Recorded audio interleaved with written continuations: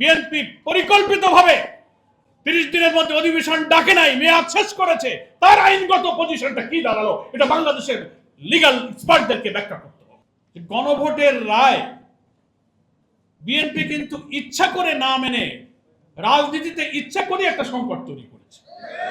এইটার সমাধানের একটা পথ তো রাজনৈতিক সমাধান, রাজপথে।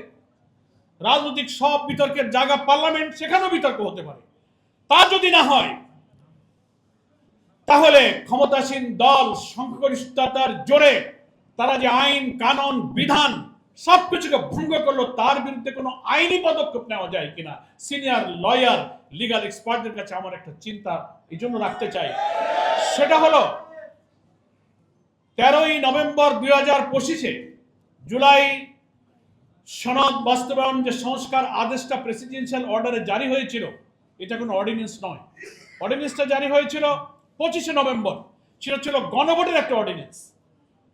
এটা পার্লামেন্টে প্রথম অধিবেশনের রেওয়াজ অনুযায়ী সব অর্ডিন্যান্সগুলো যখন পার্লামেন্ট থাকে না, তখন অধ্যাদেশগুলো পার্লামেন্টে এনে অনুমোদন করতে হয় অথবা রহিতকরণ করতে হয়।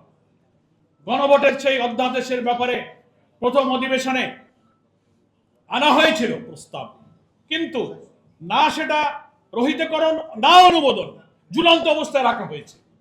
এর লিগ্যাল পজিশনটা কি দাঁড়ালো? অথচ 13ই নভেম্বর 2025 যে প্রেসিডেন্সিয়াল অর্ডারটা জারি হয়েছে, এটা কিন্তু রাষ্ট্রপতির আদেশ। প্রেসিডেন্সিয়াল অর্ডার, এটা কিন্তু কোনো অর্ডিন্যান্স নয়। এখানে কিন্তু মর্যাদার পার্থক্য আছে।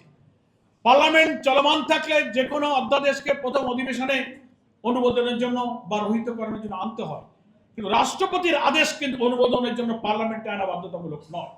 তাহলে 13ই নভেম্বরের প্রেসিডেন্সিয়াল অর্ডারটা তো কার্যকর হলো, তার ভিত্তিতে ওখানে জুলাই সনদ বাস্তবায়নের একটা আইনি কাঠামো কিন্তু ওই অর্ডারে করে দেওয়া আছে, যে একটা জুলাই সনদ বাস্তবায়ন সংস্কার একটা আদেশ সেখানে আছে। সেখানে সংবিধান সংস্কার পরিষদ নামে একটা পরিষদ হবে, সেখানে যারা নির্বাচিত এমপিরা শপথ নেবে এবং ফলাফল ঘোষণার থেকে 30 দিনের মধ্যে ওই সংস্কার পরিষদের অধিবেশন ডাকতে হবে।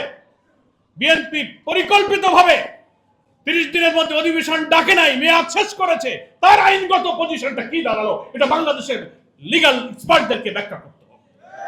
সেকেন্ড হচ্ছে, বলা হয়েছে প্রথম অধিবেশনের 270 দিনের মধ্যে জুলাই সনদের সংস্কার আদেশ বাস্তবায়ন করতে হবে পরিষদকে।